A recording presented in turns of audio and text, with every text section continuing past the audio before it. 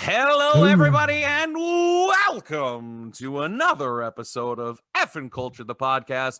My name is Bobby. I'll be your host this evening. Joining me, as always, my right-hand man, Griff, is with us. Happy to be here, good sir. Oh, good. And I think for like the fourth show in a row, it's so exciting. We're starting a new streak. The Rick is back. You know, I'm aiming to become the left-hand man. Yes! Little bit the stranger. You're the stranger. I like it. Yes. Doesn't know how to work it, but you know what? If you're fucking long enough, you'll get there. You give a group of monkeys a typewriter, at some point they will type Hamlet.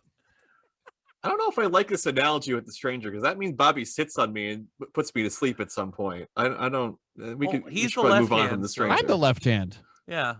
Yeah, you're the one that satisfies him every time. Yeah, you're old reliable, Griff. Oh, that's right. Yeah, that's right. It's kind of like a 90%, 10%, what's getting action. You're the 90. Well, then I should be the left hand. You should be the right hand, and I should be the left hand. Hey, you've been introduced as righty for a while. I'm the exciting one that's a little clunky. Here's a two-hander for you. You know, I don't know. Left hand, underhand. You know, I cradle the balls. Speaking of underhand, the first time I learned how to do that. Yeah. The person who I don't know, were you guys taught? I was taught. Is that weird? I was not taught. No. Nope. You just figured it out? Yeah. Self-taught. But I'm going to tell you, I wasn't jerking it correctly. It was kind of just like a friction thing. I would just put my dick in my arm and I just rub it until I finished. And I was like, whoa. That incredible. Like the thought didn't even come into my mind to do it. And then I had a friend who taught me, and he taught me the underhand grip, like with your thumb facing your abdomen, as opposed to the traditional thumb out, fingers underneath. Which I guess I've ever done this. I guess technically that's an overhand. Oh, I guess so. That is the overhand grip. The normal way is the underhand. Right. Were you just mimicking what he did to you? What the fuck? No. He taught him on his own. Yeah. He's like, no, you just do this. He's like, I could give myself a hand job. It's not like we sat there and watched him or anything. He told me about it. It wasn't first-hand experience. I see what you did there. But that takes an incredible amount of security in oneself to be able to teach somebody else how to do that and to be taught. Really, you should applaud your friendship with that. It's a close friendship, man. Yeah. Love forever, man. That's it. Once I figured out how to do it, I never even thought of saying, you know what, I got to tell people about this. It was instantly like, this is mine. And this is what I do now. I don't know. I spread the word, man. Spread the word. I remember I broke up with a girl in high school. And then I remember over the phone, I taught her how to play with herself. So I was I was an educator. Yeah, I wasn't allowed to do it, but yeah, over the phone, baby. Wow. Yeah, baby. Interesting. You phone fucked an ex. No. It wasn't like what your help support, your fuck support. It was just like by the way, he phone educated an ex on how to fuck herself. Yeah. Yep. That's it. That's the. It's correct. There you go. I was a telehelpline. Yeah, okay, flick the bean. And to all my ex-girlfriends, listening to this show, I'm not opening an invitation to conversate with me about anything like this. It's just I'm sure all the others first off, they didn't get the goddamn directions. No. One and done. Are you sure though? Because that was going to be the next call-in show after Ghost Griff. Bobby chats with his exes about their education. Oh, we can't do that. That's not allowed. But yeah, I was taught with the overhand grip, and it was that's the way I predominantly did it through middle school until I think I must have seen at some point better porn was an option for me, whether I found it in the back of my dad's closet, which it was up on top. They really don't mix it up in porn, as far as I can tell. Yeah, at a certain point, once you know, when you're younger, so like I don't know when you guys started, but I was what, 7th grade, maybe 6th grade, so 12, 13-ish. Yeah, I'm thinking right, 11, 12. So like, you know, at first, if you know, back then it was like swimsuit catalogs, fucking Fredericks of Hollywood, JCPenney lingerie, like that giant Fredericks of Hollywood. Holy shit. Fredericks of Hollywood was Victoria's Secret, hottest fucking thing in the world. I don't even know if it exists. It was just there at the right time. Yeah, I remember it. I had a swimsuit edition. It was one of the first ones where they body painted. And my Uncle Jay used to live with us, and in the basement he had his sound system, and he had 2 giant stand-up speakers downstairs, and they had those little like felt protectors in front of the woofers. As and they should. I literally, that's where I hid it. I slid it in between the felts in the woofer. Nice. That's I was hiding. Good. I was hiding a swimsuit edition of Sports Illustrated. What was wrong with me? Oh God. A lot of my porn back in the day was I lived right on like the Berlin Turnpike.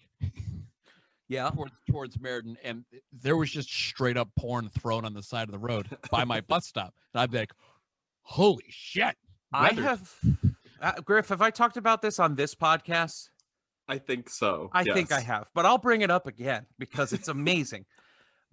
My dad would find porn all the time. It was like a sixth sense. I would be driving down the road, and my dad, like 100 yards into the woods, would see a plastic bag and hit his brakes and just be like, "That's porn. I'll be right back." That bag's got porn in it. I'm astonished my father never found a dead body. I am like, and you know what? 10 out of 10 porn all the time. And so it's when Leprechaun had to go chasing shoes to shine. Yes. Your dad has to collect all the porn he saw. Yeah, man. Like, that's why he had the collection he had on the top of his closet. Yeah. And I was so anal. I was so terrified that my dad would know exactly where he left off in his porn tape, that when I was finished, I had to rewind it to the point where I thought I had started it. Oh God. My old man. I know my dad never pays attention to that. I took his fucking copy of Cum Slut 7. Like really, particularly at the point in a porno video where you stop. Theoretically, your mind is not in a state to remember where you are. Yeah, nope. It was immediate shame and panic. Like it was brief euphoria and then shame, panic, and cleanup, where it was just like, oh shit, I got to rewind the video and put it back in the right order in the closet because my father will know exactly. He alphabetizes this shit. Yeah, it was Dewey Decimal System. It's alphabetized with like a weird cipher. You can't even like just put it in normal A to Z. It's orgasm numbers. Yeah, I think, you know what? No. I came pretty hard to this. I'm gonna. This gets 3 squirts. It's measured in quarts. The porn court system. Yeah, exactly. Mind your P's Buckets. And Q's. Yeah, exactly. See, I don't know. Quarts might not be the right way. It might be distance shot. That could just be affected by mood or timing. That's true. It's true. But yeah. So could the enjoyment. Yeah, it's all tied together. It's a rich tapestry. How did I get here? I don't even remember. What a tangent train that was, ladies and gentlemen. Sports 30 years. Well, I think some of that porn your dad found is how you got here. I still remember Busty Babes in Heat. I think it was 4. Busty Babes in Heat 4. That was the one that I watched the most. I was very obsessed with boobies when I was little. I still love boobies, but when I was younger, it was all about bosoms. Mm-hmm. Now I love everything. Now everyone tries to peg me. There's options now. You know. Yeah, everyone tries to peg me as a boob man, but I'm like, nay. I have dated girls with not big boobs, and I have enjoyed them plenty. Mm-hmm. Mm-hmm. Like that's where it started, but like there's a greater appreciation for all forms now. Love all ladies. Love all ladies. I remember the cover of a Jenna Jameson porn where she was a firefighter and just had she had the yellow pants on, but just the straps covering the nips, and I was just like, wow. See, I never hero and a I didn't know that uniform was 2 pieces. Oh. Wow. This is just smart. If it's hot, a fire is hot. You don't want to wear a exactly. shirt. Oh, exactly. God. It's ridiculous. That's using your head. That's fun. I remember in like both of them. High school, Jenna Jameson had like she worked with mostly women, right? Like she had some at some point, yeah. But there was a chunk where she was mostly women, and I just remember sitting there like being bored with that. When I was like, ooh, okay. To this day, I'm not huge into the lesbian porn. Yeah. Like I like to see him take a good pounding. I don't really need nothing. Fair. Yeah. I'm weird. It's my tastes have gone all over the place. You know, when you think I'm going to be 36 this year, so it's been what 24 years of doing this in the golden age of internet porn. We're not limited to what was found on the side of the road in a plastic bag. We have everything, and it's free. Like I don't know. Everything. Well, I mean, some of it's free, but so actually, I have an interesting addition to this conversation too, because if you remember me talking, this is probably a couple months ago now, I got a VR headset. Yes, that's right. You did. Oh you my told God. me about that. Clearly, the first thing I would do with it is jerk off. So how is it? So, VR porn is a fucking trip. Like, so you're on like your phone or your computer or whatever, and you're scrolling through Pornhub, and you see like, there's VR. There's some stuff that's in VR, and you're like, oh wow, that's really interesting. I wonder how that would be. And then you get a VR headset, and you're like, you remember it. You're like, right, that's a thing I could try. So many to go back to. It is. So it's a little weird because at least on the headset that I'm using, or the videos, the particular videos I've seen, it's not excited. It's not like, it doesn't feel like the best definition. Oh no. So it's like it's almost like you're seeing the world through like a fisheye, bad prescription glasses. Oh, God damn it. No one wants to fuck with bad eyesight. We need more letters in this. Yeah, exactly. You need 4K HD VR. But like it's wild. The best pocket like pussy money can buy. Exactly. It's wild though. You are in it, and she is right there, and you're literally like oh, so she's like on top, and I'm looking up at her face, and then looking down. Like I'm actually moving my head to look at all these different parts. Like I wouldn't. That's not my dick. Which head? That's not my dick. It's right. Uncanny Valley takes on a whole new meaning. I wish that was my dick. God, I mean, all I want to do is play Star Wars Squadrons and watch porn. That's what I would do with the virtual reality headset. I don't know if he's playing with his dick or his lightsaber. If I could combine the two, goddamn, I would die of dehydration. Which one gets the overhand grip? Just so I. It depends if you're playing as Darth Maul or not. I'm gonna call it the Maw. Maul's balls. Maul's balls. Be careful, you might end up cut in half. New song by AC/DC. I mean, Griff, were you at my stag party? I don't think so. Actually, secret's out, but my frat brothers ended up raising enough money to have the girls put on a toy show.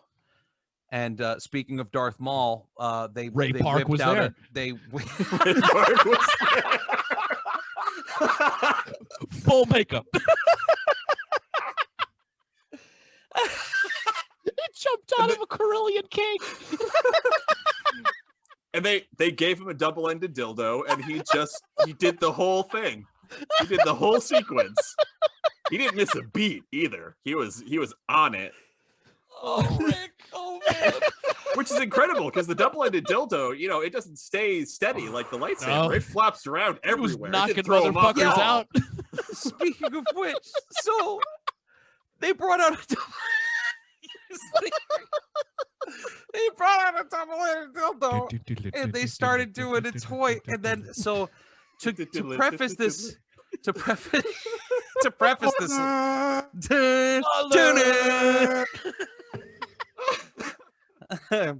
so I don't do well. Duel of the Kates.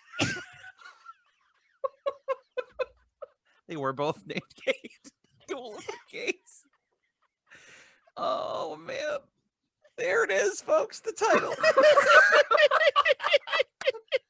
Duel of the Kates. Oh. Oh shit. So I was very uneasy. I was very uneasy around these strippers. It was my first time at a stag party. It happened to be mine.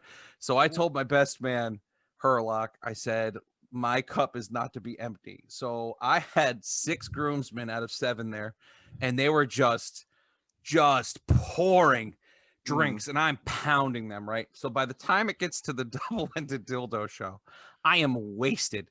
I am obliterated. And they sit me down on the floor in between the 2 Kates, and they grab my hand and put it right on that freaking toy. And they're like, control it, honey. And I'm like sitting there. I look like a drunk toddler. I'm like sitting there with a really bad rattle, just going back and forth like,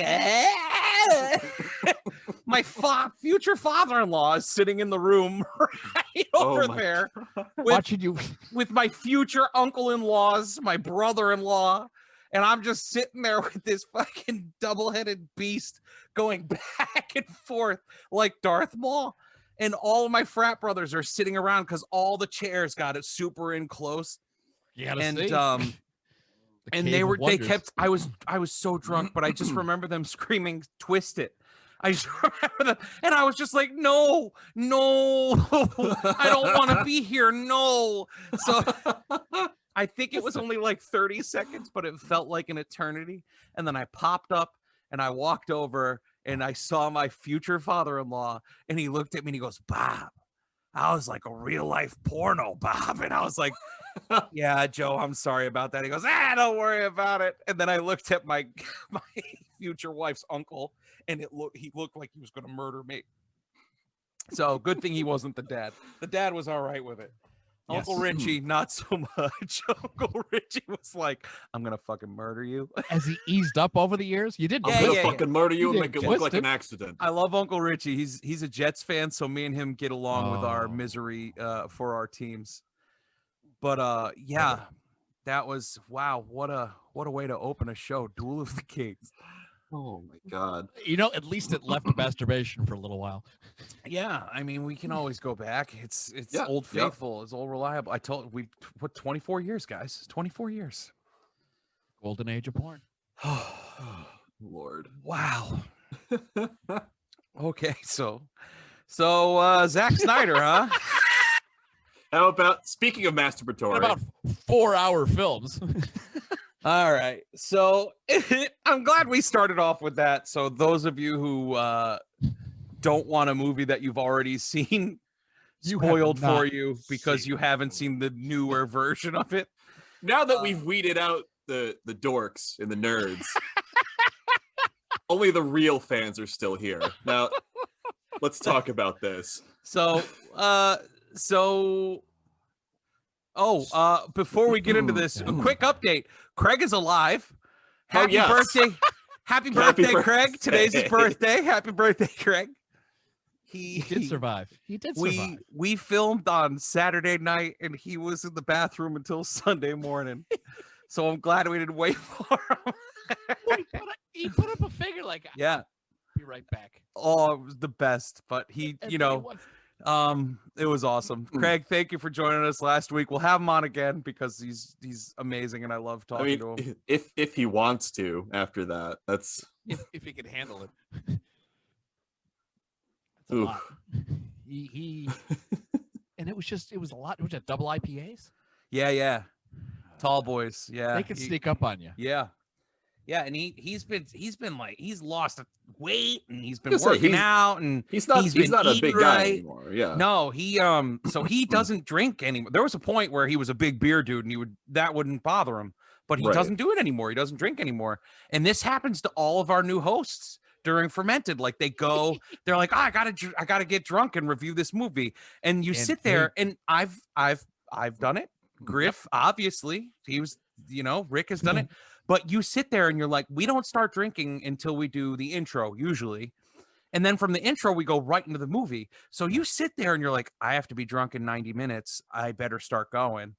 And then by the time we sit down 2 hours later, you're like, oh no, I can't hit the brakes. It's just we're going further along this road. I'm just thirsty now. Oh yeah, another shot to start the second half. Yeah, here we go. Woo! It's like I forget about that extra shot.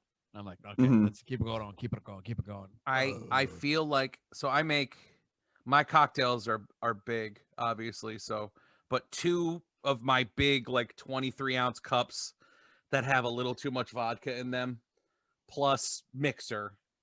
If I drink 2 of those over the 90-minute period, and then I have my final shot, by the time we're done recording and I save it to the computer, I can walk upstairs and lay down in bed without any like world spinning or anything. And I'll wake up in the morning, I'll be totally fine. That's my sweet spot. It's your system. That is my system, and it works out well. I don't remember which movie I went a little harder on. It might have been my birthday. It might have been Ready to Rumble, but there was one where I was drinking maybe more than normal, and yeah, I felt that one. Or it might have been Drop Dead Fred. It was one of those. Actually, yeah, it might have been Drop Dead Fred, because I know I went really hard on that one too. Yeah, and Laura was here during Drop Dead Fred, so like me and Laura were kind of. That's what I'm afraid of when we start doing these in person. We're just gonna be. Oh, that first one is gonna be a shit show. I mean, we probably don't even have to play a movie. We will need designated drivers, or you guys are gonna be sleeping over the house. It doesn't matter which way it works, but we'll get Jeff to drive us.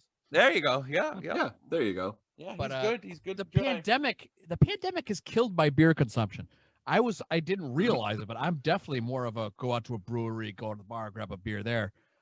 I can count how many beers I've bought since the pandemic started. Yeah. It's 10. Wow. Yeah. 6-pack and a 4-pack, and I haven't even drank them all yet.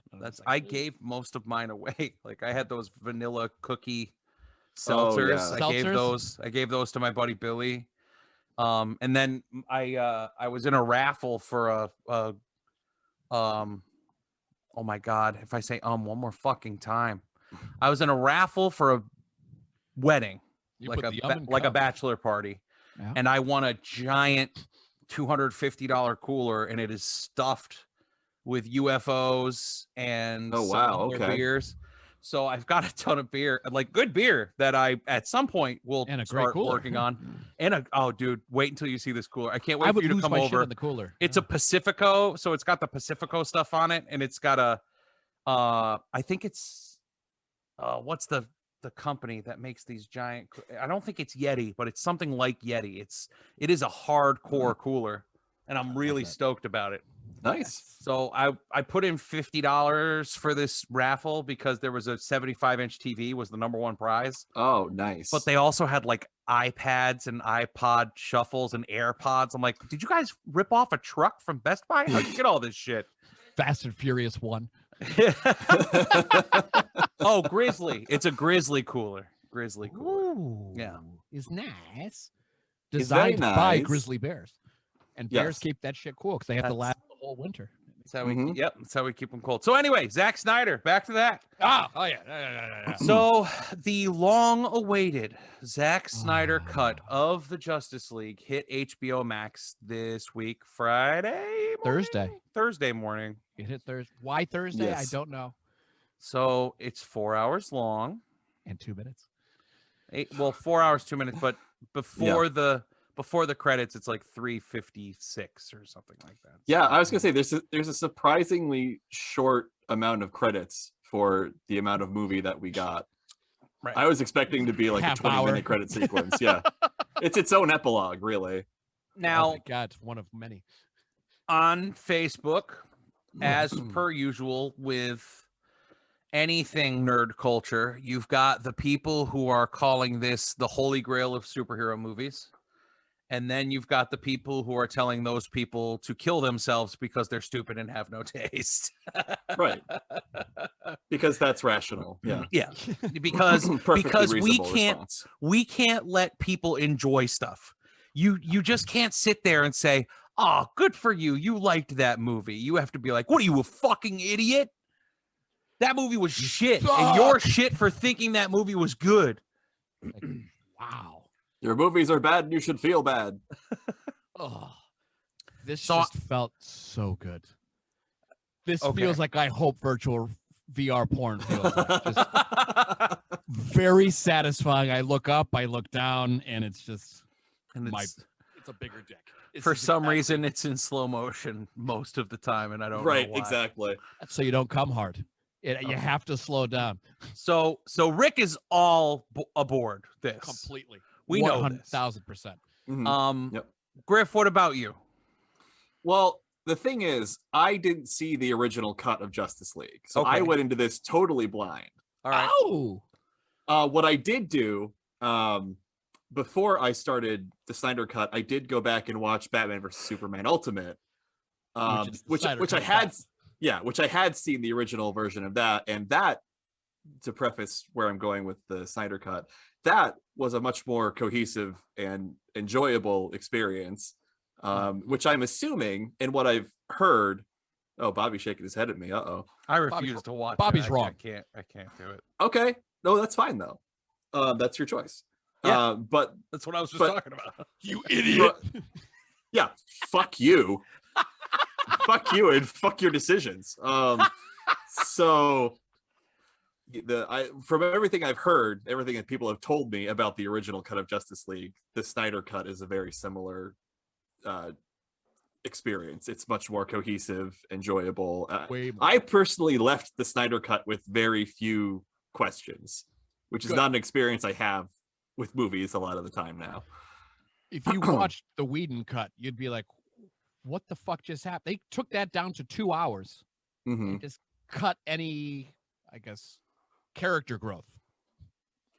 Oh yeah, Cyborg and Flash got the shit end of the stick in the Whedon cut. Oh yeah. There was zero dark side, like none. No dark side. I had read that, that dark side wasn't in it at all. Cyborg's father, he was barely in the original one. Right. And then all of a sudden he's a huge character, he was a pretty big character. Pretty big character. Hell, you had to cut him out to make Cyborg nothing. They just took him down to nothing. He was zero. Yeah, absolutely nothing. Now I liked the Snyder Cut. I did, which is saying a lot because no, it's not. I like movies. I like films. Zack Snyder hasn't been my favorite.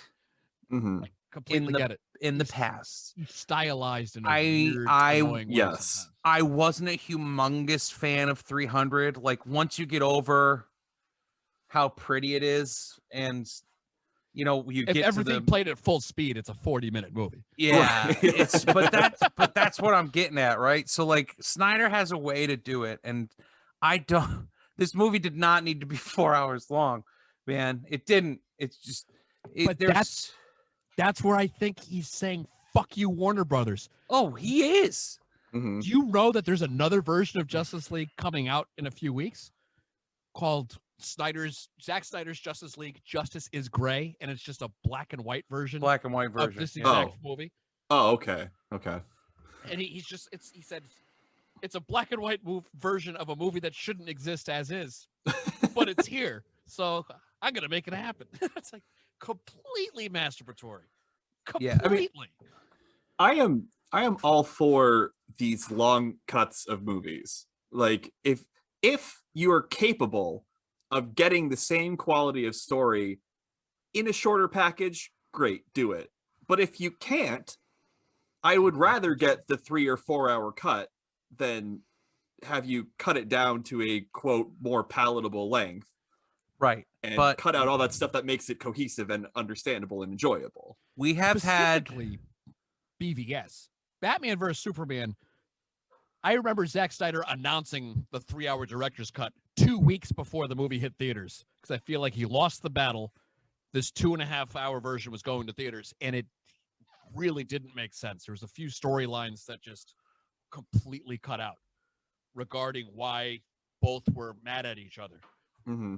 Like in the original cut, you get why Batman's pissed, but you didn't really get the whole Clark Kent was investigating Batman being the judge, jury, and executioner in Gotham. Yeah, People. They really left that out, and I was like, I do remember watching the original cut and sort of being like, okay, why are they fighting again? You got to see more of Lex Luthor's insanity. The Martha angle really killed me with that movie. That is still a rough angle. There could have been, I mean, saved with one scene. Well, I mean, like, fucking Doomsday comes. Like, just have him interrupt their, you know what I mean? Like, why is it? I don't know. They should have honed in on the fact that he is haunted by his father's last words. Because the movie opened, everyone was like, why did they open with Bruce's parents getting killed again? This is ridiculous. We've seen it already. But it's like, this movie opens with a funeral and closes with a funeral. That's how Zack wanted it. And the last word he heard his father say was Martha. And that fucking haunted him for decades. Then Superman and Zod fight. And that whole scene is about him finding this little girl who is newly orphaned, just as he was as a child. Right. And that rage was just, boom, it was there. But I feel like they needed to hit on the Martha haunting him later in the movie, and they never did. They never came back to it. 3 hours later, it's like, why did you say that name? And it did come off as silly. So, well, I mean, for me personally, it was also just like, why does Superman call his mom Martha? For convenience. For plot exactly. Convenience. Like that's literally the only, like, he should have just said, gotta save my mom. I don't know. If he wanted to get more specific, say her last name too. I don't understand why that he went in that direction. It's just, that was the part that gets really in a 4-hour version. They would have fleshed it out. You know that when you bring up an idea of Superman versus Batman, that you need to figure out how that fight is going to end. Right? Like everyone knew. Everybody knew Batman was going to fight Superman at some point, but at some point we had to be buddy because we have to get the Justice League together. It's coming. We're getting there. We're getting the movie we want, blah, blah, blah, blah. And someone in the writer's room sat there and was like, well, both their mothers are named Martha. And that was it. It was just like, whoa, mom, right? Yeah, but I feel like, I don't know why, I like how Batman fights in the Snyder films. I like how rabid and nasty and raw he is. He just, especially in Batman vs Superman, when he that scene in the warehouse. Oh my God, he just best Batman fight scene ever. But then in Justice League, Batman goes from like the best detective in the world to just this grumpy, doofy, rich boy. It's so weird. He just, all of a sudden he's hanging out with a bunch of supers, people who actually have powers. And I think Zack Snyder really just goes into that, like, yeah, Batman sucks, which offends me because Batman's my favorite. Batman's my favorite. I had to laugh every time there's like a fight and Batman's not even there yet because he's the slowest of the bunch. And I was like, oh, this is awesome that they're keeping it real, but it sucks that they're keeping it real. He's the brains and the tech, and he's gonna let everyone else rush out into the fight and be like, no, it's cool. I'll watch from back here. You go take care of the superpowered aliens. I'm gonna. I enjoyed just the Wonder Woman aspect of Justice League more than I enjoyed the Wonder Woman sequel, 1984. Oh, leaps and bounds better. Yeah, 84. Her action sequences were awesome. It looked. 84 was so cheesy compared to this. Besides the invisible jet and her learning how to fly, which is cool, all the rest of the 84 stuff was just so irritating. I was irritated through the bad guy, like sitting there like, what do you wish for? What do you desire? And I'm like, what are you, Lucifer? Calm the fuck down, bud. Everything that pissed me about it's the 80s. It was a glam movie. And it was like, that's not what I want. I want the heavy metal version, right? Like, which is what Zach delivers. Yeah, like I enjoyed Wonder Woman 84 for what it was, in that it was a very genre movie, but obviously it was very different from the Snyder movies and like the first Wonder Woman, which was excellent. So people going into Wonder Woman 84 were like, well, what the fuck is this? This isn't what I was Snyderless. It was a Snyderless one, because Snyder was heavily involved with the first Wonder Woman. He came up with the story. He had a story credit. It was his stunt team that was still choreographing the action, and Wonder Woman 84 was all Patty Jenkins.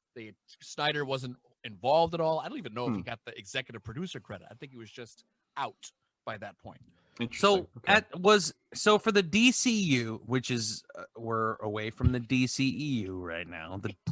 The DCU, was Zack Snyder, was he supposed to be the Kevin Feige of the DCU?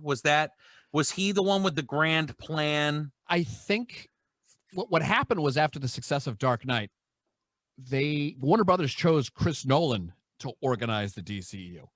He produced Man of Steel. He interviewed directors and handpicked Zack Snyder to do Man of Steel. And he was allegedly supposed to godfather this whole series of films, which lasted 2 films. And so Man of Steel, BVS. He does have a producing credit on Snyder's Justice League. Oh, I saw that. Yeah, I noticed that. But fucking Nolan literally told Snyder to not even bother watching the Whedon version from 2017. He goes, don't even bother. Not your movie. Now, here's the thing. So that movie came out 4 years ago. Yeah. And I watched this 4-hour beast yesterday morning, and I can't for the life of you tell you what Whedon's cut was. I remember Aquaman sitting on the lasso of truth and having an emotional breakdown. It was hilarious. It was hysterical. Yeah. And I remember I don't want to really die. bad. I got a lot of cool shit I want to do. It was I remember hilarious. a really bad CGI smile on Henry Cavill because they had to get rid of that fucking mustache. His Mission Impossible mustache. How about the fact that the parademons fed off of fear, and that's how we killed off Steppenwolf? He died a scar from the Lion King death. At the end of the Whedon cut, he was just like, oh, Batman's like, they smell your fear. And all the parademons just dumped on Steppenwolf, and that was the end of him.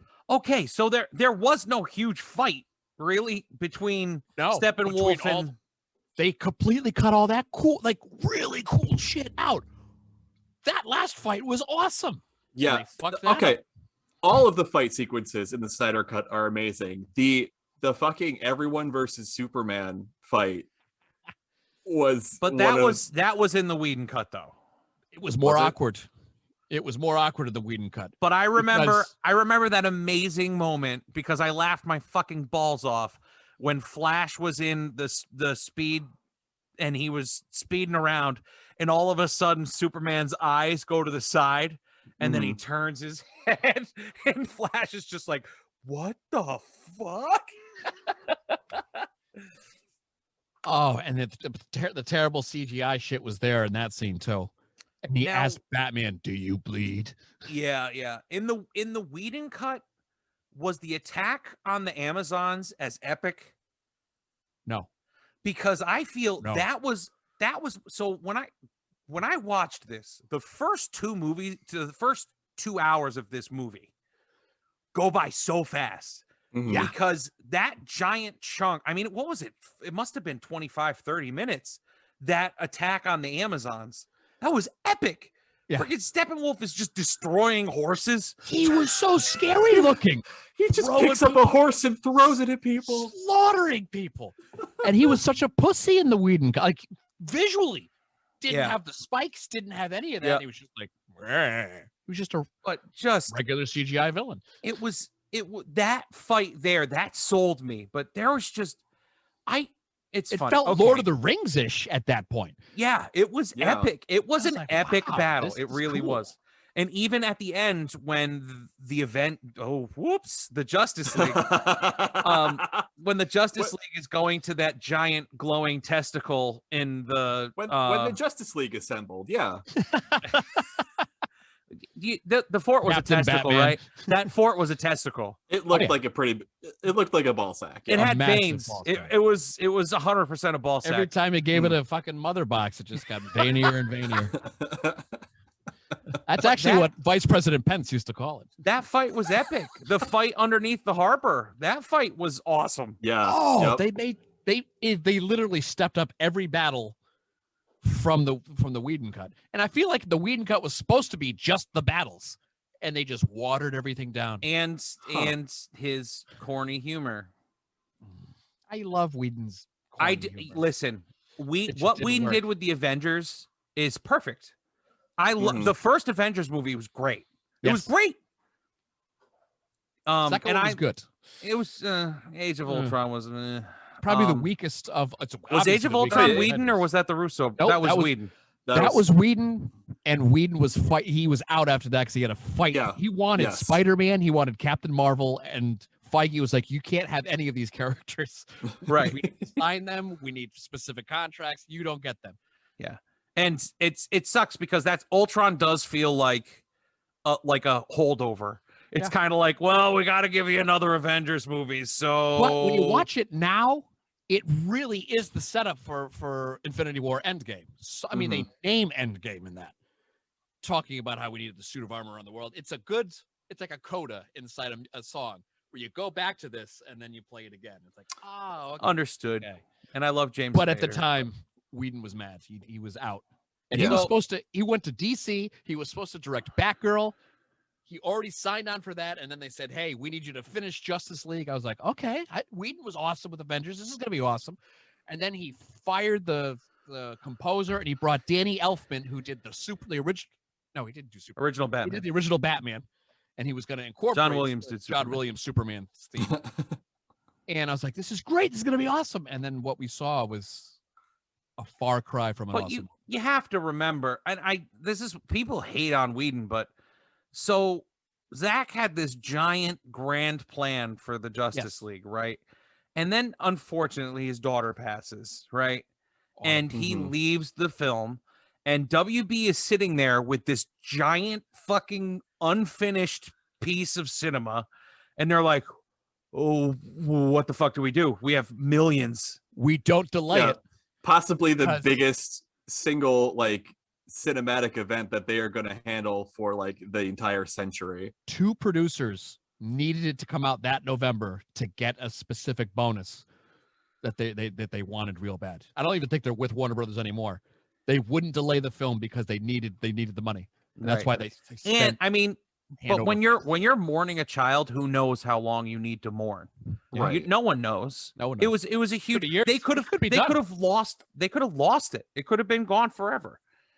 And it was the director and the producer. Right. His wife was the producer, Deborah Hill. That's right. So you lost both. They're not going to want to fight. Yeah. And but it was. I can't believe I sat down and watched a 4-hour movie. But I did. The last 2 hours, a lot of that, and it kills me because when you think about the other 4-hour projects that have come out recently, you've got Kill Bill, which was a 4-hour project, but it was split in 2, and it felt right. You know what I mean? You got to watch the first half and the second half. Then it was split into chapter 1 and chapter 2. That was 4 hours of a movie. I think it's more.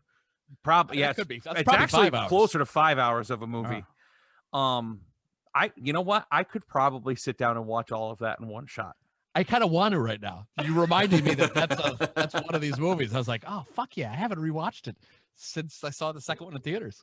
And I mean, nothing else really falls under that umbrella because the Star Wars. Tarantino redid The Hateful Eight for Netflix as a 4-hour version. I haven't watched it yet. Huh. I don't know if I can. I mean, said he was going to do the Once Upon a Time in Hollywood that way too. The original is boring as fuck. So watching 4 hours of people snowed in a cabin, I don't know if I can handle that. I'm morbidly curious. I think I might have to check out the Whedon cut now. Just to see how Chris Brooks also hasn't seen the Whedon cut. We might have to fermented fruit that. It's rotten as shit. Is it? 39%? Yeah, 39. It's rotten. Versus this is 74. It's rotten.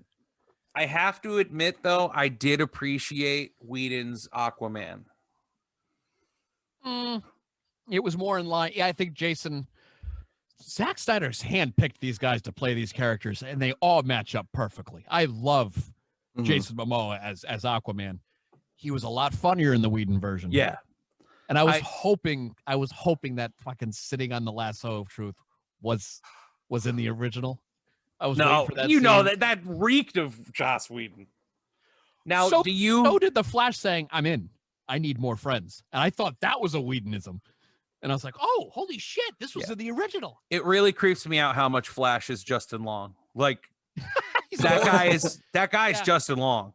Someone cloned Justin Long and gave him a different name, and now he's acting in movies. Almost made him a little more awkward, and he's acting in movies. Yeah, but Justin's short. Just short. That's why I think I may have appreciated it more. I liked it. I did. I'm not going to say I didn't. I'm not one of those assholes who says it's terrible, because it's not. No, it's good.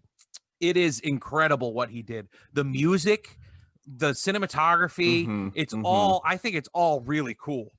Yeah. If they released it the way that they were planning originally, which was a 4-part mini-series. Which obviously you see, is there 4 or 5 chapters before there's 6. 6 chapters. Oof. I don't think so, Batman. Yeah. If they had done that, I think, obviously you can. So my recommendation would be, you don't need to watch it all in one shot. Take a breather if you want to. There are literally chapters where you can just pause it. And I would say do it in 2 shots. Yeah, chapters 1 through 3, and then chapters 4 through 6, and the epilogue. The fucking epilogue. God damn it. Is that fucking necessary? I said this in our group chat. Literally, it's another middle finger to the WB saying, I'm teasing movies you haven't let me make. That's all it was. And it's all new shit. So I get it. But I was so mad at Return of the King for how long their epilogue was. And I thought that was going to be the longest, most pointless epilogue. About the extended version of Return of the King? I haven't watched any of the extended versions of the Lord of the Rings. I just got them on Blu-ray for Christmas. Oh, well, maybe we should sit down and watch them. I don't know if I can or not. It's a 12-hour venture. I would need a lot of wings and other food things to keep my first breakfast, second breakfast. Exactly. 11s. Yeah. Maybe an edible or here or there just to sit down. Just edible just for the epilogues. For those of you who are listening right now, if you have seen the extended cuts of the Lord of the Rings movies, how much more Gimli is there? Because that's what I care about. Not enough. If there's a lot more Gimli, I'm all in. If not, what do I need to see? It's not I'm not a fan of Lord of the Rings. I liked the movies. You're a casual fan. Yeah. But it is not a universe that I have ever. You've avoided Middle Earth. Too. Sure. Yeah. Now give me fucking Roland Deschain in a proper fucking gunslinger Dark Tower series, and I'll be happy. They had so many great directors attached to this fucking project. Do you remember? I mean, Ron Howard. Ron Howard should have done the damn thing. But I feel like he had it. Map it out and do it. There's a lot of going back and forth. If you're going to get child actors and shit, you have to do it right. Yeah. You have to have a fucking plan. Yeah. Don't let Zack Snyder do it. Well, I think I love Zack Snyder's Justice League. Well, at this point, I'd let Kevin Feige do it. But he's busy. Super busy. Yeah. I think they're still making the Wizard and Glass for Amazon. I thought that got canceled. Did it? No. Did it? Feel like it did. Like it was just horrible news during the pandemic. See, I was trying to avoid that shit. For anyone who knows Lord of the Rings, oh my God, Dark Tower series by Stephen King. Book number 4, The Wizard of the Glass, is kind of like a prologue to the whole series. It takes place in the protagonist's youth. So it's a perfect, for movie, it's like the perfect place to start. Yeah. It's like, we are going to show you why you are going to care about this protagonist. Yep. Dark Tower series adaptation not moving forward at Amazon. Son of a bitch. That sucks. So anyway, so the but they're doing a Lord of the Rings. We're all yay.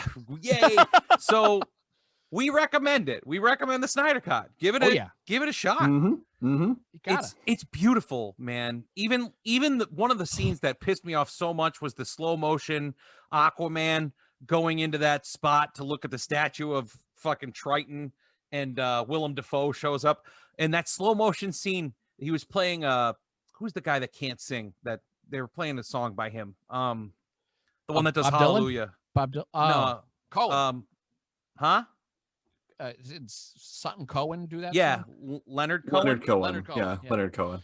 So there was that, I Am Not the King song playing, and he was slowly walking as the tide was coming in and crashing around him. And I was just sitting there like, I get it. It's pretty, but this is 4 hours long, Zack Snyder.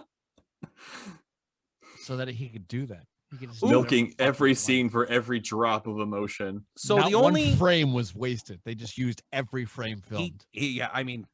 Right. Do you think the Flash introduction with who I'm guessing is Iris West? Right. Do you think that was cute and awesome? Or are you like some of the super lefties that are like, he harassed her and it was inappropriate? That was cute.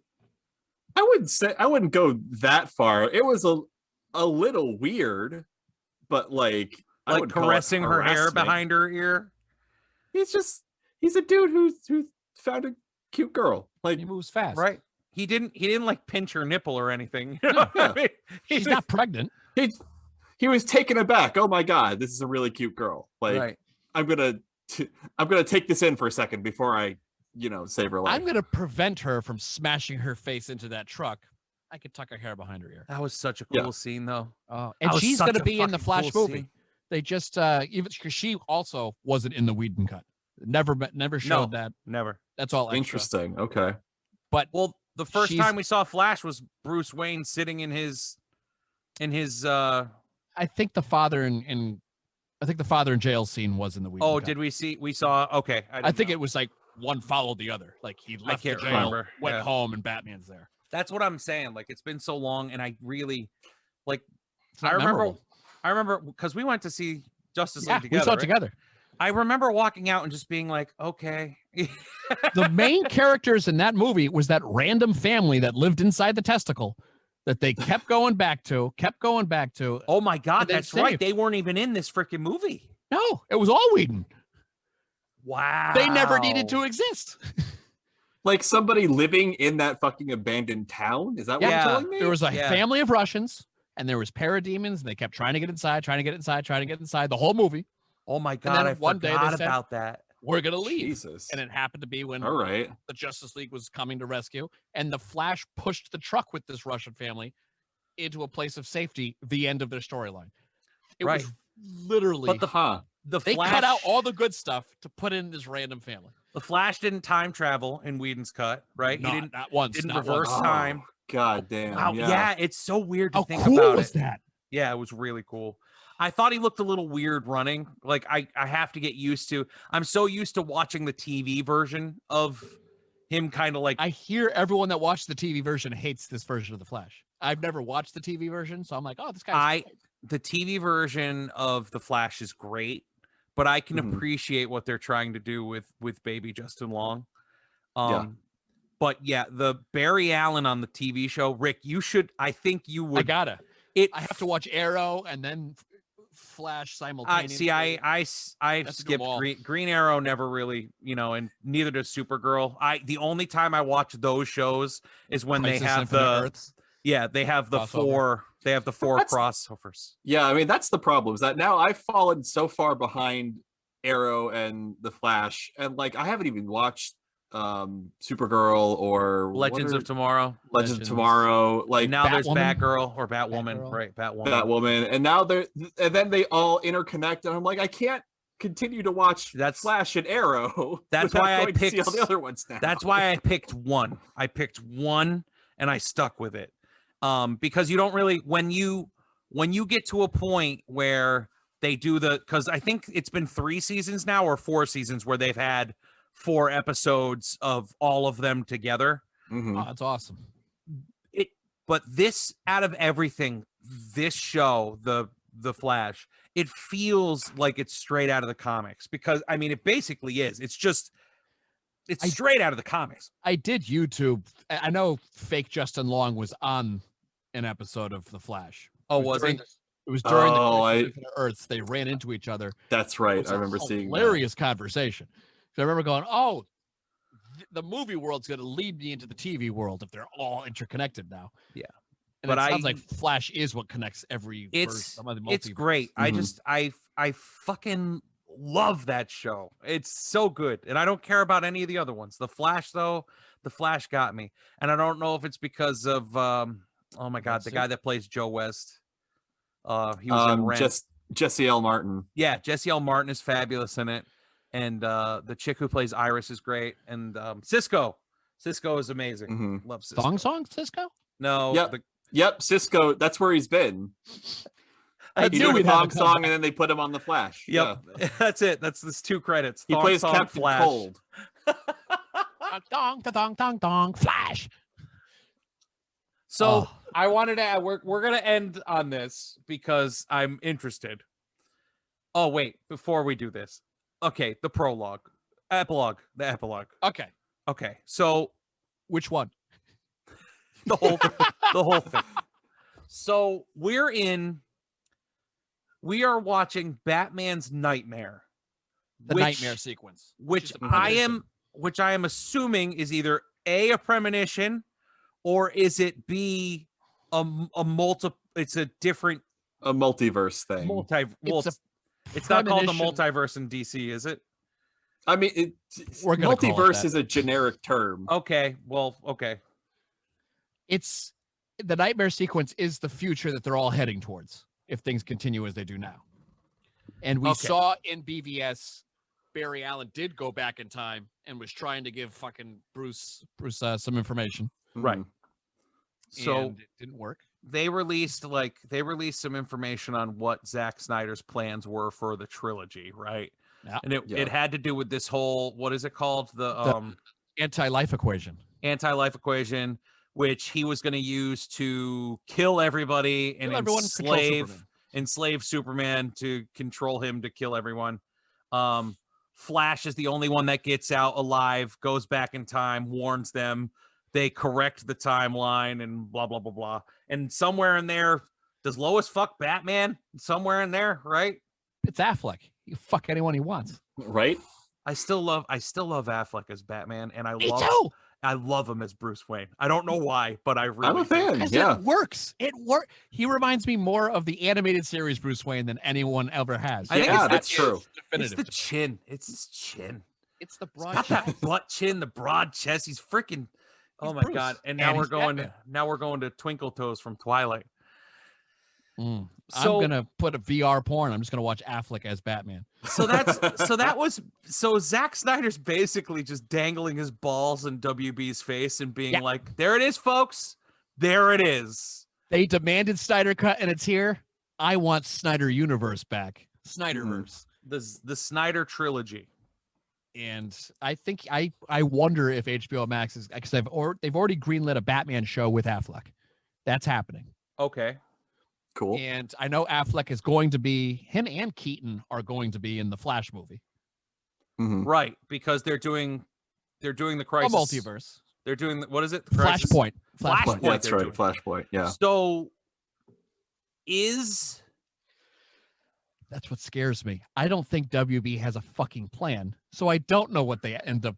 Is Michael Keaton to going to play Bruce Wayne and Batman, or is he going to be? He's going to be Batman? He is. He considers himself the definitive Batman. Well, I'm not going to argue with him because I happen to agree with that. Yep, same. Besides Kevin Conroy, but he's animated, so you can't really. And he was in Crisis Infinite Earths as a human. Mm-hmm. Yep. I gotta watch that. I gotta watch all the series. You're putting a lot on your plate right now. I know. I'm telling you. Letterkenny first. Yes, Letterkenny first. So, okay. Now, what did you think of the non-tatted up, no grill in his mouth? Oh, Joker. I loved that there was 2 Batman villains. You had Deathstroke and you had Joker. Yeah, who fucking cares about Deathstroke right now? It's just the fact they dangled him with Lex Luthor for a hot second, and then all of a sudden he was in the premonition, and it was like, okay, fine. But my only problem with this version of Joker, I don't like his laugh. It sounds like, I don't know. It doesn't sound like a laugh. It doesn't sound like laughter. It's the opposite of laughter. Yeah. Yeah, I didn't see, what was it? Suicide Squad that he was in, right? Was that it? We hear there's a David Ayer cut. Shut the fuck up. I don't care. That's going to fix everything. Yeah, sure. It's 14 hours long. They're also trying to get the what's-his-face cut of Batman Forever. The Schumacher cut, yeah. The Schumacher cut. He drowned in jizz a few months ago, didn't he? Right. We've talked about this before. Yeah.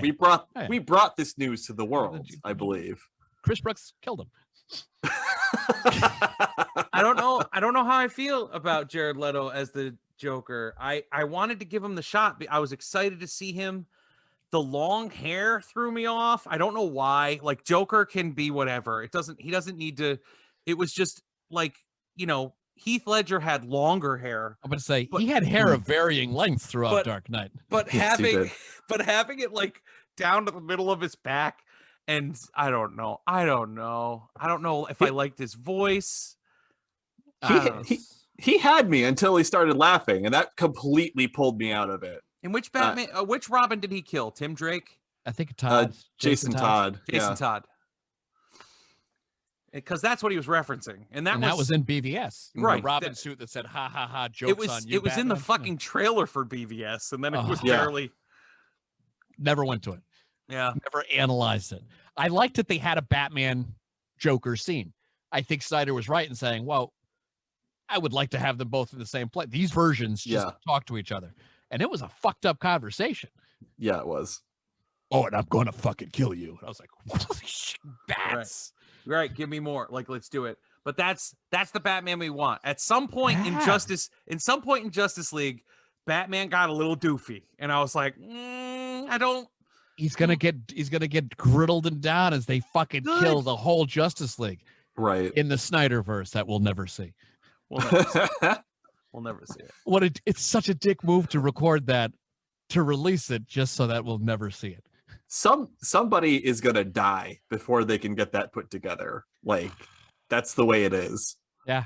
I have a feeling this is gonna make them a lot of. No one else watched anything else other than that this weekend. Everybody put on a 4-hour movie this weekend, which is incredible. Yeah. I don't sit down and watch movies. I just don't. That's right. I sat down and watched 7 hours of movie.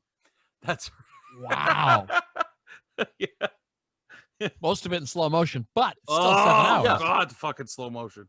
But it's so sexy. It's so fun seeing a horse getting hit with an axe in slow motion. In slow motion, it's like, is that horse hurt? Oh, that horse is hurt. And that horse riding that horse. I wanted to. You know what? It's funny. Snyder left out the whole backstory of Steppenwolf. You mean Whedon? No, they made reference to Snyder trying to backstab Darkseid. Steppenwolf. Snyder wouldn't do anything. He said he's not a character. Steppenwolf trying to they brought up that he was opportunistic and he went after the throne or whatever. And yeah, he fucked up. And now he owes him 50,000 planets. He fucked around and found out. Yeah. Right. But what happens? That's like everything else was laid out. Every single inch of page of book was laid out for us to read, and we didn't get that. We didn't get that. Yeah, we needed fifth hour. The backstory on Steppenwolf. Maybe we'd find out in the next one. You know what? As he crushes his skull with his foot. His backstory. He's Zuko from Airbender. Oh, he fucked around and found out, and he lost his honor, and he's got to regain it.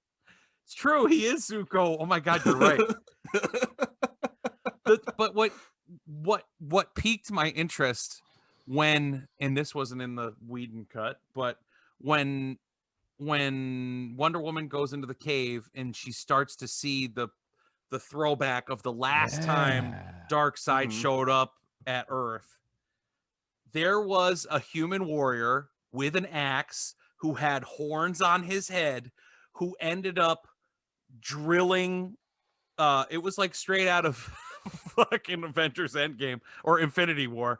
It was Thor hitting Thanos right in the chest with the axe. And in my head, I saw him and I was like, was that Steppenwolf? Was that him? Was that the moment where, so I thought him over? Yeah, I thought he was going to get sucked up into that motherfucker needs to be punished. You know what I mean? That's what I was waiting for. Right. No, I think that was supposed to be Ares. Oh, that makes sense. The god of war. So who was the chick with the bow and arrow? Artemis?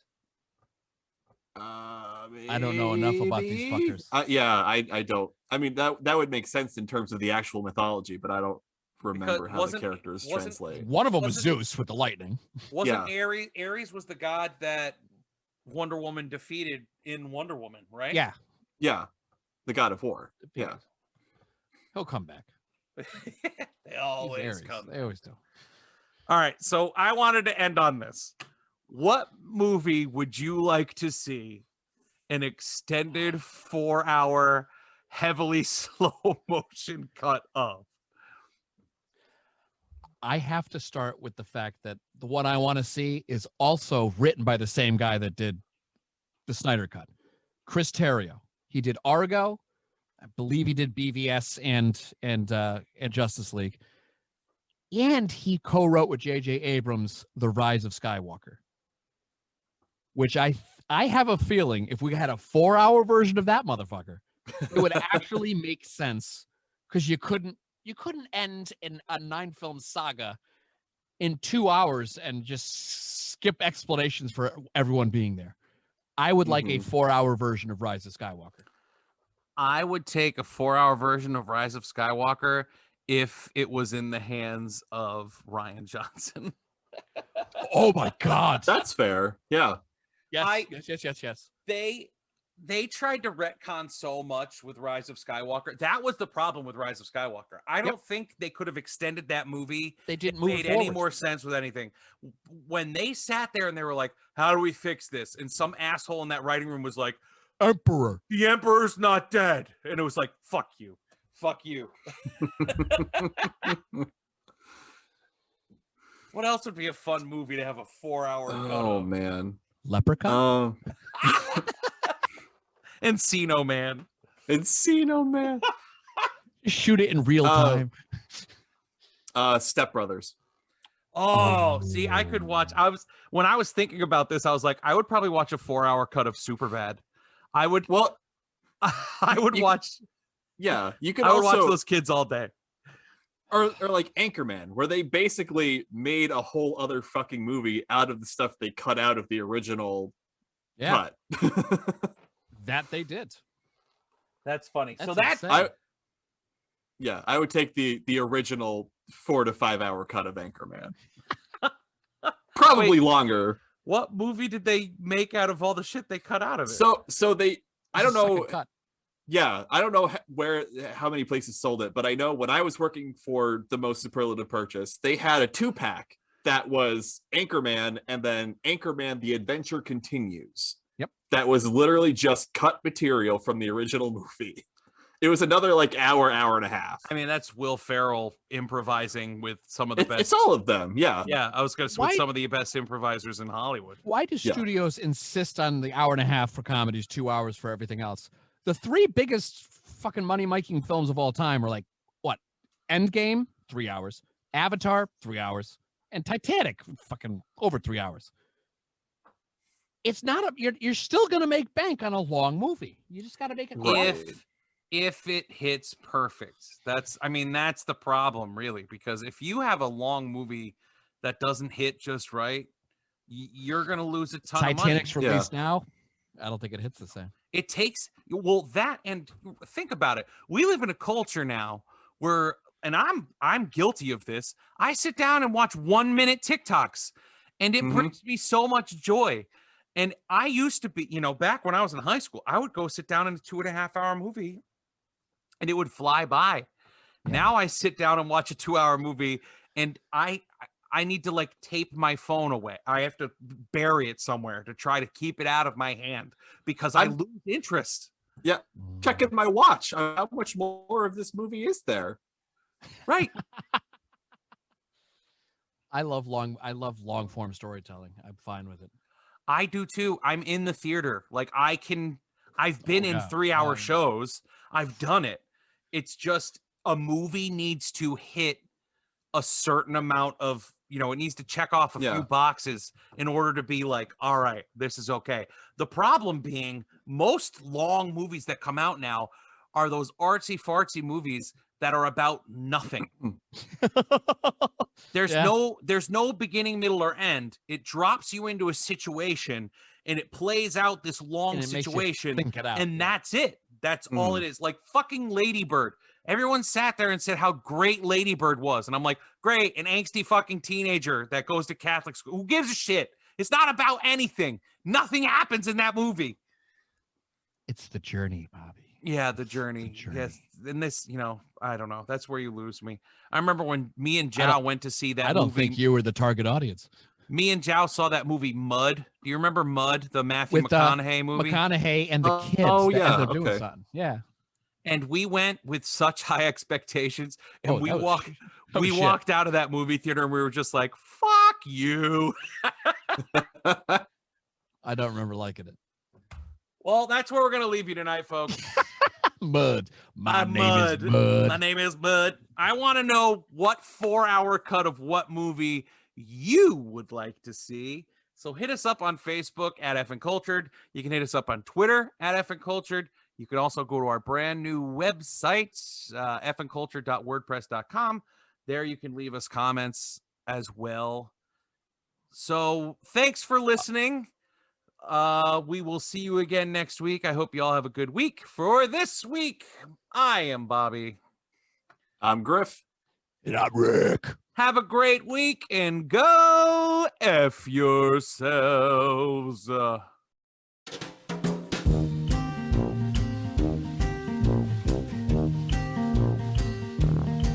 Better